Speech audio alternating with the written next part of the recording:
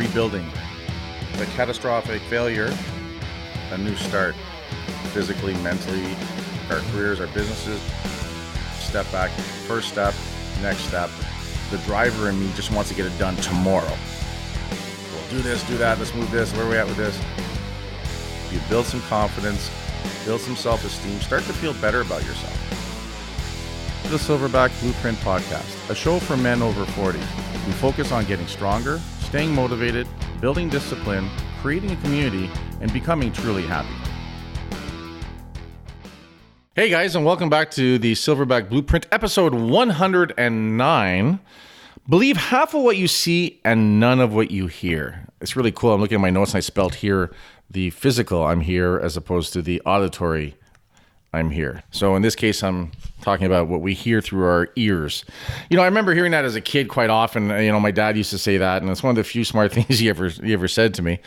It was exactly that. You know what? We see situations and not to buy into it or not to believe 100% of what we see and really take everything with a spoon of, was it salt? Take it with a spoon of salt? Is that the thing? A grain of salt? A spoon of salt. Fucking people throwing up everywhere. Don't do that. Take everything with a grain of salt. I don't know where the fuck that came from. You know, when you hear something as well. And it's funny. It's like a quick summary. I was reading the Daily Stoic, and it was a quick summary of the one of the days they had on page 32. I wrote 32. I would never remember that. It was titled Pushing for a Deeper Understanding. So I kind of like the way that came out and made me think about the half of what you see and none of what you hear. And basically what we're talking about is not being satisfied with a rough or a basic understanding of a situation or a subject if it's important to us. You know, if it's something that doesn't mean a lot to us and someone says something about it, yeah, it's easy to take it at face value. But especially in this day and age with social media and the internet, Dr. Internet and all those things, you know, all kinds of stuff comes up, fake news, all those things, but they're usually produced and put out there in such a way that the fucking things are believable, right? And especially if it's on a subject that for some reason means a lot to us or triggers us overall. What I think we need to look at doing is not to just blindly accept someone's opinion on something when it's something that matters to us, that's important to us, or all of a sudden becomes an interest. I mean, you know, the interest we have now is not the same interest we had 10 years ago or 20 years ago. You know, how we think things, you know, now inside a, 50-year-old body in the mind is not the way we thought about those things when we were inside a 20-year-old body. We hadn't seen enough of life and hadn't done enough and, hadn't experienced enough of things through our own eyes. We hadn't seen enough yet. You know, the thing to remember, I think, is important is to not to be too quick to agree with someone who has a lot to say on a subject. Just because someone says it forcefully or with authority, right? That's not enough for us to accept it. You know, if it's reinforcing our opinion on something, that's okay, I guess. But, how often do we actually look at why we have the opinion we do on something? You know, we'll walk down the street and we'll see an older guy with a younger girl. What are we thinking? We're thinking, the guy's rich. He's after his money. That kind of thing. He's a dirty old man. She's a gold digger. Maybe they're just two people that work together. Maybe they're just friends. Maybe that's the dad and that's the daughter. Who knows? But based on our own experiences and our own beliefs, we're quick to judge.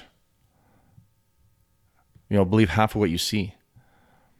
Or even a situation. If you're in a situation, with someone and it's a confrontation arises, it's easy to get swept up in the confrontation.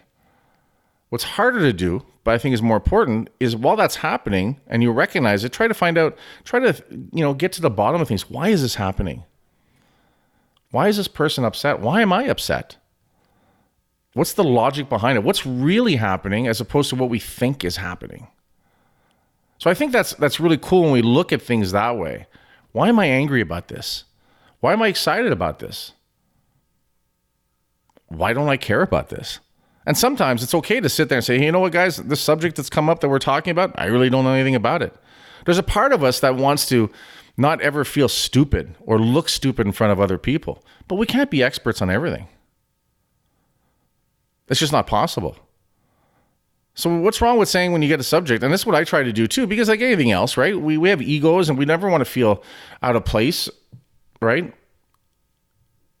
So rather than just blindly agree, why not say, I really never thought of that. Or I don't have an opinion on that. It's okay. Now, a person that you're talking to that really has an opinion on something like that, they're going to say shit, well, what do you mean? Why is that not important to you? They're saying that because it's important to them. But that's not what we're trying to get at. It's not just about what that other person thinks and believes, right? We don't want to just take things, lock, stock, and barrel and just believe, or just all of a sudden, have an opinion formed right away because that person has an opinion. In fact, if we do that, I think that's a weakness. Or we don't know enough about ourselves, or we're not confident enough to say, well, you know what, I don't agree with that. I was just sitting down with someone having breakfast today, and a name came up, and that the person I was sitting with, you could tell they weren't a fan. And someone we both mutually knew, and it came up, and I was honest. I said, you know what? I said, I've known this person for X amount of time, and since I've known them, I've always found them to be pretty cool. Never had an issue with them. I've had dealings with them and stuff. And by me, they've always done me well. And that person, well, this, that, and the other thing. And I'm like, well, I get that. It's, I believe that something, happened to make you feel otherwise about that. But, in my mind, I'm like, I wasn't there. There's two sides to every story. Maybe that was 20 years ago. I'm a bit of a douchebag now, but I was a bigger douchebag when I was 20. I'm sure I rubbed a lot of people the wrong way when I was 20, 25, full of shit, thinking I knew everything. It got me far in certain areas, but it limited me in the others. And I know that now. So when I sat there and I said, well, listen, and I was not adamant about it, but I was confident in what I said. That person's never done anything wrong to me. And in fact, my dealings with that person have always been quite positive, right? That's how I felt about it. And it's my responsibility to voice that. Now, if I was in a position where I felt like I don't want the person I'm talking to feel that I'm weak or that, I'm wrong and stuff, I might have said stuff and, well, yeah, hey, I hear you. Or, yeah, I've seen that part too. Or, oh, yeah, I get it. Or, yeah, geez, that's not cool and stuff like that. But that's not the case. And that's not how I felt. And that's not what I believe. So I just said what I thought. And what was really cool? The conversation on that point stopped. It's human nature. We want to have people side with us on our issues, believe what we believe, because we want to hang out with people that believe the same way we do and think the same way we do. It reinforces us. It's easier. It's easier when everyone thinks the same way. It's harder when you're dealing with someone who has a different opinion. It's harder when you're dealing with someone who doesn't have an opinion. It's not comfortable. We feel like we have to sell that, our opinion. We have to justify it. And as long as we're being reasonable, we're not fucking lunatics, why do we have to justify it? People love to bring up shit from the past, especially when people are starting to do well. They love to, I remember that guy when he was like that. I remember that girl when she was, this age. Well, maybe they were like that. Or maybe you just remember that situation that way because you want to remember it that way. People have a hard time, giving people credit for when they do positive things. They want to say shit like they were lucky or, they cheated people or it was easy for them.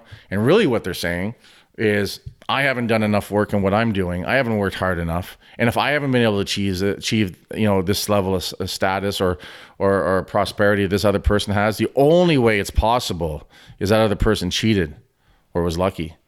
Because if I admit that, hey, they worked hard and they got it, or even kudos to them, is there a part of me that has to feel to have to admit then I was weak and I didn't get shit done?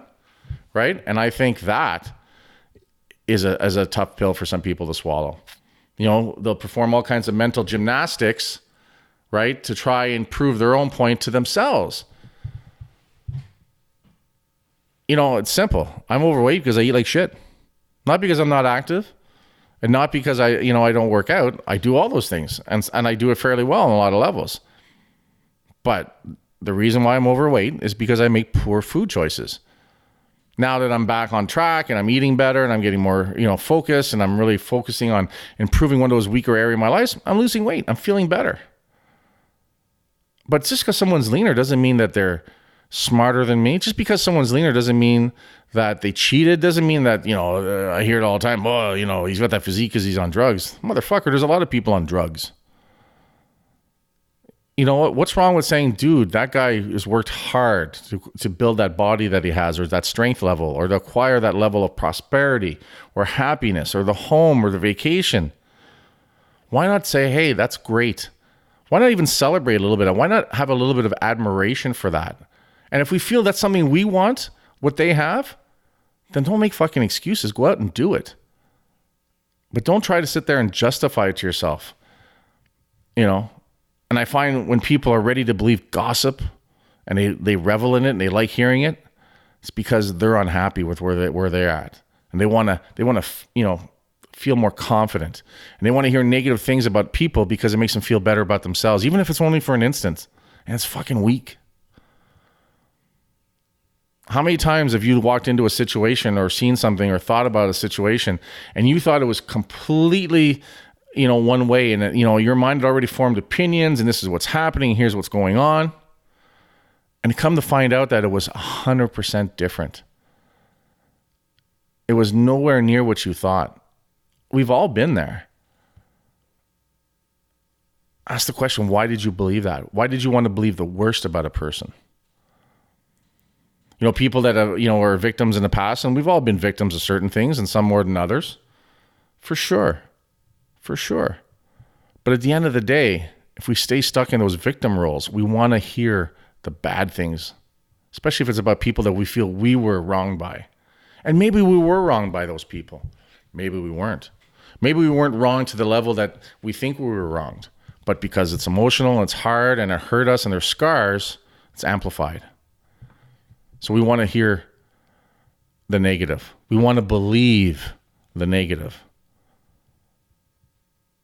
And I think that's a weakness. And that's something that we all find ourselves in those situations, and we need to get better at doing. So again, believe half of what you see and none of what you hear. And if it's bothering you and it means something to you, then look into it. You owe it to yourself to do some research, to look into it. Not just what the situation is, but why are you upset by it? In business, I find a lot of times, and that's one of the reasons why when I do my power walks, I like walking in the Westboro Village, and I like walking on Bank Street, and I like going in those areas because I see all the little businesses. And I look at them, and I'm like, all right, well, how do they work? What's going on? And oh man, that must be a great business. Look how busy it is. Because I want to believe businesses are successful because I strive to have a successful business. But if I'm in there and I'm on the mindset where I'm having a rough day and maybe things aren't going the way I need them to go or I want them to go in my business today or this week or this month, and I walk by a business and it looks empty, it's only natural for me to start thinking, oh, fuck, they're in trouble. Well, maybe it's just a quiet time for them. But if I'm already in that negative mindset, I'm going to see things that way as well. And it could be completely opposite. You walk into my gym at 2 o'clock in the afternoon, it's quiet because most people are at work or they've been in the morning or they're going to be in the evening. Now, if you come in at night at 7 o'clock at night or 6 o'clock at night and it's quiet, then maybe there's something going on because that's traditionally a busy time in the gym. So someone could look in on a busy time and go, wow, this place is packed. They must be making millions of dollars. They walk by and the place is empty. Like, oh, these guys are on their way out. And that 9 times out of 10 could be 100% false. I've seen a lot of businesses that look super busy on the outside are rotten on the inside and they fail. And I see a lot of businesses on the outside that don't look like they're busy and they're super profitable and run really well. So you never know, right? But we're going to project based on how we're feeling about a situation. We're going to project based on how we feel about ourselves. And to me, that's really the big thing. To me, that's the more interesting thing is why do we feel that way? Why do we tend to want to go this way in a situation? What is that telling us about us? I have 2 kids. I love my kids dearly. And, kids are expensive. Even if you don't like them, kids are expensive. I always say it's, when it comes to things like hockey and sports and food, I always say it's still cheaper than bail. Sometimes I think it's about equal. But given the option, I'd rather it be hockey than bail overall. So consequently, right, we have a beautiful home. We work really hard, but we don't go on vacation very often. This time last year, this very week, I was in Europe. Biggest trip I ever took, longest trip I ever took. With the whole family, loved it. Great experience. Miss it. I want to do it again. But we have other things happening. But when I have friends who don't have kids and they're on vacation a lot, I think it's cool. I think it's great. Is there a part of me that goes, oh, that must be nice? Of course, fuck. We're human. We're natural. It's natural to feel that way. So I ask myself, when I feel that way, do I need a vacation? Maybe that's what I'm thinking. Maybe I'm just thinking about how great the last vacation I was on. So it's always interesting to figure out why we're thinking what we're thinking. And again, a lot of times what we're seeing isn't what's really happening. And I think that is a really sharp concept to look at. We see it all the time. You watch cop shows and stuff.